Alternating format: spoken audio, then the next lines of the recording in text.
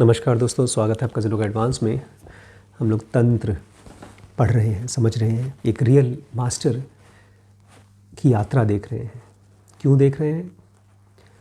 क्योंकि हम अपनी लाइफ में जो भी काम कर रहे हैं, चाहे अपने परिवार के साथ है, चाहे अपने काम धाम के साथ, नौकरी के साथ, या कोई स्पिरिचुअल प्रैक्टिस के साथ, जिस किसी सीरियसनेस से काम कर रहे हैं उसकी इंटेंसिटी बढ़ जाए।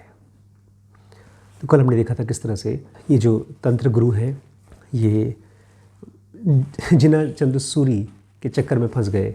3 साल तक वो आदमी इनको कुछ कुछ सिखाता रहा ताकि इनके थ्रू शमशान तारा, शमशान की एक बहुत ही स्पेशल प्रैक्टिस होती है, उसको शव साधना बोलते हैं। इसमें एक डेड बॉडी के ऊपर बैठ करके आपको साधना करनी होती है। एक छोटी बच्ची, 15 साल की बच्ची की डेड बॉडी के ऊपर ज़बरदस्ती धमकी दे करके उसने बिठा दिया जैन चंद्र सूरी ने। उसने कहा, अगर नहीं बात मानोगे तो मैं तुम्हें मार दूंगा, मार डालूंगा तुमको। बेचारा बर्ता क्या ना करता है, इन्होंने बैठ गए वहाँ पर।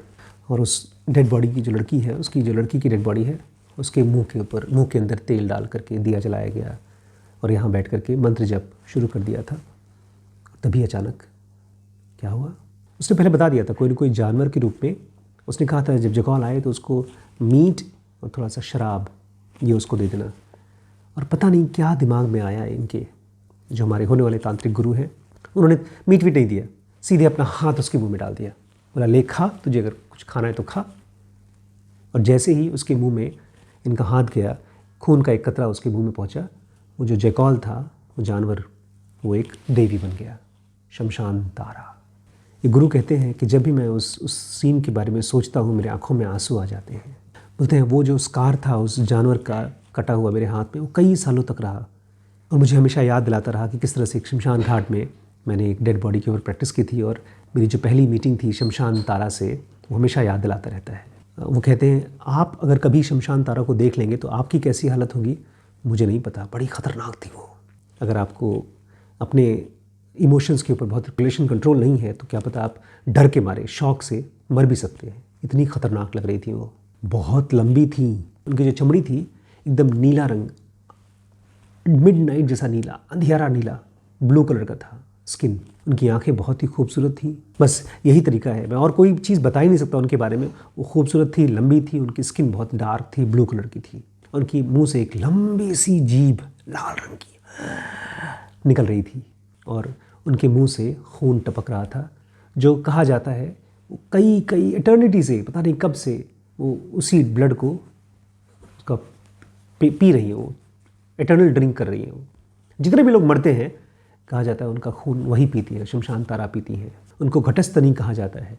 उनका ब्रेस्ट एकदम पॉट की तरह होता है, पॉट जो नहीं मटके होते हैं। और उनको लंबोदरी भी कहा जाता है। उनका पेट मोटा सा फुल बेली की तरह होता है। उनके गले के चारों तरफ जो अभी भी ताज़ा लोगों का मरा हुआ सर, कटा हुआ सर जिसमें से खून निकल रहा है, उसकी एक माला होती है चारों तरफ गले की। और वो और भी कुछ पहनती हैं, हड्डियों के, हाथों के, पैरों के, हड्डियों के कपड़े पहनती है। जैसे आम आदमी कपड़ों के कपड़े पहनता है, वो हड्डियों के कपड़े पहनती है। उनके 4 हाथ हैं और चारों हाथों में, एक हाथ में कैंची है, एक हाथ में तलवार है, एक हाथ में स्नूज़ है। स्नूज़ एक तरह का शिकंजा होता है जिसके ज़रिए गले में फांस करके घसीट सकते हैं किसी को। जैसे आप शिकार करते हैं घोड़े पर, तो एक शिकंजा जिसको बोलते हैं, गोल उसको फेंक करके खींच दीजिए तो गला फंस जाएगा रस्सी से। तो रस्सी का एक तरह का शिकंजा एक हाथ में था और एक हाथ में स्कल, खोपड़ी। ये 4 हाथों में चीज़ें थी उनके। और नीचे जहाँ पर स्कर्ट पहना जाता है, वहाँ पर स्कर्ट तो है लेकिन आदमी के हाथों का बना हुआ, ढेर सारे मरे हुए लोगों के हाथ से जोड़ करके एक स्कर्ट बनाया, वो पहनती है। और मेरे लिए, ये तांत्रिक कहते हैं, मेरे लिए तो सबसे प्यारी है क्योंकि वो मेरी माँ है। इस जन्म की नहीं, कई जन्म पुरानी मेरी माँ है। इनके साथ जो हुआ हमारे साथ भी होता है, लेकिन इंसानों के साथ बहुत बार किसी को आप देखते हैं तो आपको लगता है अरे ये तो मेरा बहुत पुराने जन्मों का दोस्त है। अचानक से दोस्ती हो जाती है, पता नहीं चलता। बोलते हैं अगर मैं पहली बार देखता, मुझे डर आना चाहिए, बहुत ज़्यादा डर होना चाहिए, लेकिन शायद पिछले जन्मों का उनका मेरा रिलेशनशिप था। तो बस उनको जैसे देखा मुझे लगा अरे ये तो कितनी प्यारी है, मेरी माँ है, ऐसा मुझे फीलिंग आई।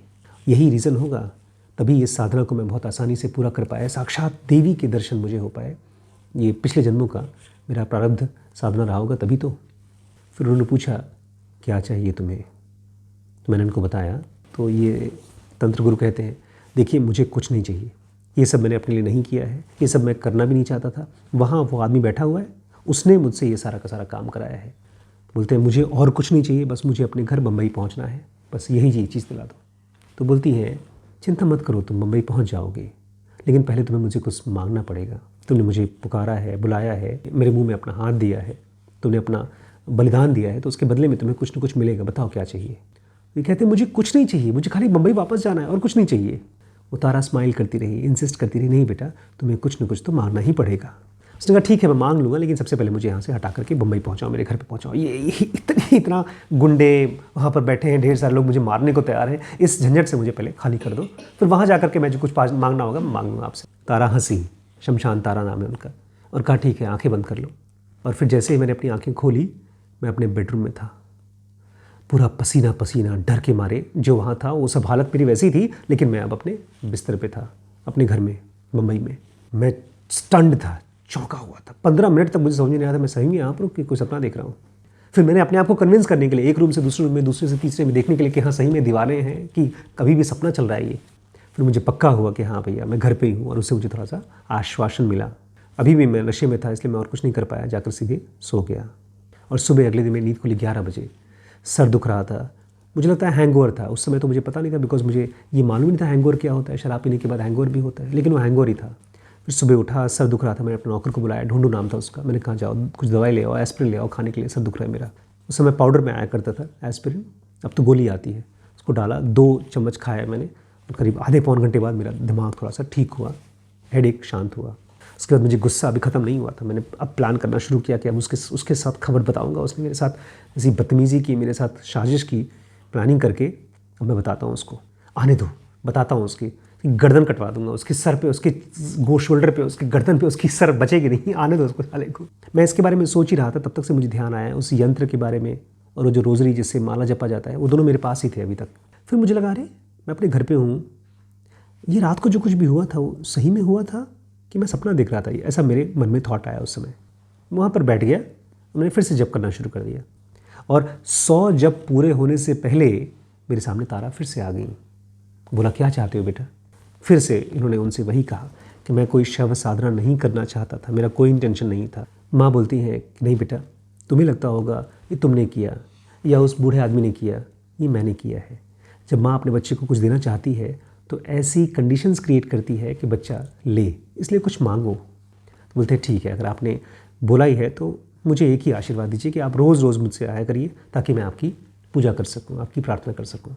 माँ बोलती नहीं बेटा, मेरा घर ये नहीं है, मैं यहाँ नहीं आ सकती हूँ, तुम्हें अगर मेरी पूजा करनी है तो तुम्हें शमशान में आना पड़ेगा, मैं शमशान तारा हूँ, मैं वहाँ की देवी हूँ। बोलते यही मैंने किया, हर रोज़ मैं जाया करता था शमशान में। उस समय बहुत कम भीड़ हुआ करती थी, मैं जा करके उनको पूजा करता था, और मैं रोज़ वहाँ जाया करता था। मैंने एक बंदे को अरेंज कर लिया था जो रोज़ मुझे गाड़ी में ले जाता था। जब तक मैं अपना पूरा कार्यक्रम कंप्लीट नहीं कर लेता था, तब तक वो वेट करता था, और एक नारियल पानी मेरे लिए इकट्ठा कर लेता था, वहाँ पर ला के रखता था, और वो नारियल पानी मैं माँ को देता था। जब वो थोड़ा सा पी लेती थी तो जो बचा हुआ प्रसाद होता था उसको मैं ग्रहण करता था प्रसाद की तरीके से। और वहीं पर एक मुस्लिम फ़कीर रहता था, मिश्किन शाह नाम था उसका, उसको पता था मैं क्यों आता था, तो उसकी और मेरी दोस्ती हो गई थी। हम लोग बीच बीच में कभी कभी चाय भी पिया करते थे। माँ अक्सर मेरे पास रात को आया करती थी और हम बातचीत किया करते थे। और जब कुछ दिनों बाद जब मैं उनको बहुत अच्छे से जान गया, मेरी उनसे एक तरह से दोस्ती हो गई, जान पहचान हो गई, मैं तो उनसे कहा कि आपके और कितने रूप हैं, वो सारे रूप मुझे दिखाइए। एक तो चिन्न मस्त उनका रूप है, जिसमें वो अपनी ही गर्दन काट करके अपना ही खून पीती है, अपने गर्दन में से खून निकलता है वो पीती है। एक रूप वो देखा, एक बगलामुखी थी, जिसमें उनकी सर इंसान की तरह नहीं था, एक क्रेन की तरह था। क्रेन पंछी होता है, सारस। और जितनी भी अलग अलग गॉडेसेस थी वो सब अलग अलग रूप मैंने देखे उनके, और इन सब में अपने आप नहीं हो गया, ढेर सारे रिचुअल्स मुझे फॉलो किया, तब जाकर के ये सब पॉसिबल हो पाया। और उसके बाद 2 बार और मुझे शव साधना करना पड़ा अलग अलग टेक्निक से। दूसरी बार 2 बार जो मैंने और शव साधना किया, उसमें एक बार आदमी की डेड बॉडी थी और एक बार एक औरत की थी, लेकिन वो औरत प्रेग्नेंट थी जब मरते समय। और दूसरी बार जब उन्होंने किया, उसमें वो आदमी जिना चंद्रसूरी यहाँ पर हेल्प करने के लिए नहीं था इनके साथ। उसके कुछ दिनों बाद वापस वो आदमी आया, गुरु जी से मिलने आया था। उसने शुरुआत की, अरे यार तुम तो बहुत ही अच्छे हो, तुम तो बहुत ही लायक हो, मैं तुम्हें पहले दिन से पहचान गया था, तुम्हारे हॉरोस्कोप को देखा था, जब तुम्हारी कुंडली देखी थी मुझे मालूम पड़ गया था तुम इसमें ज़रूर सक्सेसफुल हो जाओगे। फिर उसने कहा, अरे तुम बताऊँ तुम्हें, तुम बस मेरी बात मानो, जो मैं कहूँगा तुम वो करोगे तो जितने भी राजा महाराजा उस ज़माने के उन सब से हम लोग ढेर सारा पैसा लूट सकते हैं। उसका ये कहना। तो उसने कहा, इन्होंने कहा कि मैं इस तरह की बकवास काम कुछ नहीं करूँगा, तुमने मुझे बेवकूफ़ बनाकर जबरदस्ती कराया था ये साधना। बोलते मैं तुम्हें जिंदा छोड़ रहा हूँ क्योंकि तुमने मेरी माँ से, शमशान तारा से मेरी मीटिंग कराई थी, इसलिए जिंदा छोड़ रहा हूँ, अदरवाइज जिंदा नहीं छोड़ता तुम्हें। तुम्हारा दिमाग ख़राब है, फिर भी मैं तुम्हें माफ़ कर रहा हूँ। और अगर तुमने मुझे नहीं मिलाया होता मेरी माँ से, तुम्हारी वजह से नहीं मिला होता, तो मैं माँ को बोल करके तुम मरवा देता, कचुम्बड़ बना देता तुम्हारा, जैसा तुम मेरे साथ करने वाले थे। अब यहाँ से भाग जाओ। पहले तो भीख मांगा उसने, बाद में देखा तुम्हें टस से मस नहीं हो रहा था, उसने कहा तुम्हारे ऊपर मैं मौत की रिचुअल करूँगा, तुम मर जाओगे। बोलते तुम मुझे मारना चाहते हो? अब मैं 24 घंटे अपनी माँ की गोद में रहता हूँ, शमशान तारा की, जो लोगों की जान लेती है, और तुम मेरी जान लेना चाहते हो? तुम उनके बेटे को मार रहे हो, गाली दे रहे हो, उनके बेटे के साथ ऐसे बदतमीजी करोगे तो तुम्हारा क्या करेंगे? इसलिए चुपचाप हो, जाओ यहाँ से। मतलब खूब लड़ाई झगड़ा हुआ, उससे और गुस्सा आ गया। बोलता अच्छा मेरा यंत्र मुझे वापस करो जो दिया था तुम्हें, तो कुछ नहीं देने वाला हूँ तुमको, चुपचाप यहाँ से चले जाओ तुम। उसको मैंने धक्का मार के अपने यहाँ से निकलवाया। उसके बाद न्यूज़ आई मुझे कि वो पता नहीं नशे में था कि क्या था, किसी छोटी बच्ची का रेप भी किया, और उसके बाद से उसकी स्पिरिचुअलिटी का सारा अंत हो गया। और उसके बाद से उसने ज़िंदगी भर कैसे कमाया, लोगों के लिए यंत्र बना करके बेचता था, उसका कुछ फ़ायदा नहीं होता, तुम नकली यंत्र बना के बेचता। वो बार बार मेरे पास आता रहा, मतलब गुरु के पास आता रहा, मास्टर के पास, क्योंकि उसको लगता था कि ये शमशान तारा से क्या पता कभी मेरी मुलाकात कर दे, कुछ मेरी हेल्प हो जाए, कभी दर्शन हो जाए, क्या पता। बहुत बार मिलने भी आता था, लेकिन हमारी जो पहले दोस्ती थी, यारी थी, वो अब ख़त्म हो चुकी थी, फॉर्मेलिटी हो गई थी, बस हेलो नमस्कार नमस्कार करके चले जाते थे। वो अपने तरीके से बहुत ही अलग था। वो फिजियो पामिस्ट्री और जो भी इस तरह की शास्त्र होती है उसमें काफ़ी जानकार था। उसने बहुत से पुराने ख़जाने जो छुपे होते ज़मीन के नीचे अपनी पावर से खोज के निकाले थे। उसकी एक बहुत खासियत थी, वो दूसरों को अमीर बहुत बनाता था, मतलब खजाने खोज के लोगों को दिलवा देता था।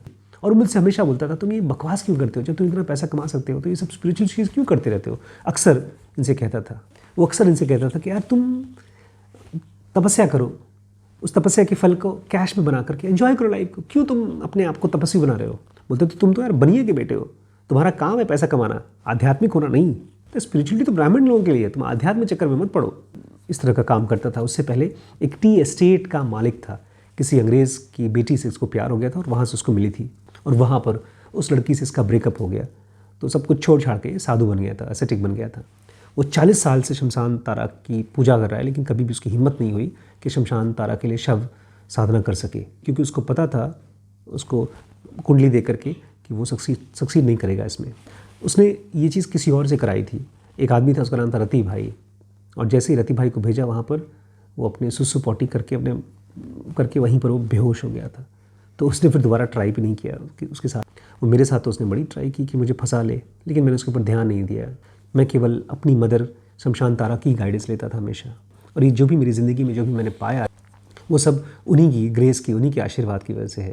बोलते हैं स्पिरिचुअलिटी में 3 ऐसे पाप हैं जिसको आप किसी तरह से भी ठीक नहीं कर सकते। एक, किसी छोटी बच्ची का रेप या किसी का भी रेप, दूसरा अपने गुरु की हत्या, और तीसरा जुआ खेलना। वो उस आदमी ने तीनों किए थे। उसके साथ पता है क्या हुआ था? उसके साथ ये हुआ था कि उसके ऊपर जो प्रोटेक्शन, एक देवी या देवता या कोई गुरु आपके ऊपर एक प्रोटेक्शन रखते हैं हमेशा, लेकिन जब आप लालच या वासना से ज़्यादा घिर जाते हो तो प्रोटेक्शन हट जाता है। तो वही इनके साथ हुआ था। उसके बाद से उनका दिमाग ख़राब हो गया।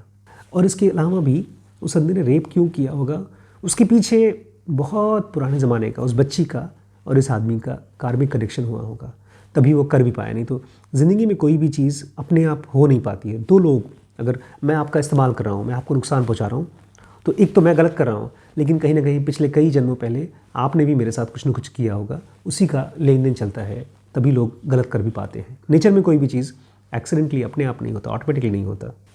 आध्यात्म का रूल नंबर 1 है जो सब लोग भूल जाते हैं, अपने ऊपर कंट्रोल रख पाना। हम लोग क्या सोचते हैं, ढेर सारी पावर इकट्ठी करो। वो तो ऐसे है जैसे आप पैसा इकट्ठा कर लिया, बंदूक इकट्ठा कर लिया, चाकू इकट्ठा कर लिया, बारूद इकट्ठा कर लिया, लेकिन अगर कंट्रोल नहीं इकट्ठा किया तो ये सब चीज़ें दूसरों को नुकसान पहुंचाने से पहले आप ही की हाथ में फट जाएगा। कभी भी नेचर में ऐसा नहीं होता है कि अरे वो तो जरा सा छोटा सा है, उसने बहुत कम काम किया, उसको बहुत ज़्यादा रिजल्ट मिल गया। अगर किसी बंदे ने बहुत कम टाइम में, जैसे कालिदास के साथ हुआ था, कालिदास की जीभ कटी थी और उनके सामने देवी माँ आ गई थी ना, खाली जीभ कटने की देवी माँ नहीं आई थी, पिछले कई जन्मों से वो तपस्या कर रहे थे। उसका रिजल्ट ये था कि इस जन्म में उस तपस्या को कंप्लीट होने का 10 टाइम चाहिए था। इसलिए कभी भी अपनी ऑस्टेरिटी को, अपनी तपस्या को ये सोचकर मत छोड़ दीजिएगा कि अरे यार कुछ हो तो रहा नहीं है, तो छोड़ो। कभी न कभी कालिदास की कहानी पढ़ेंगे।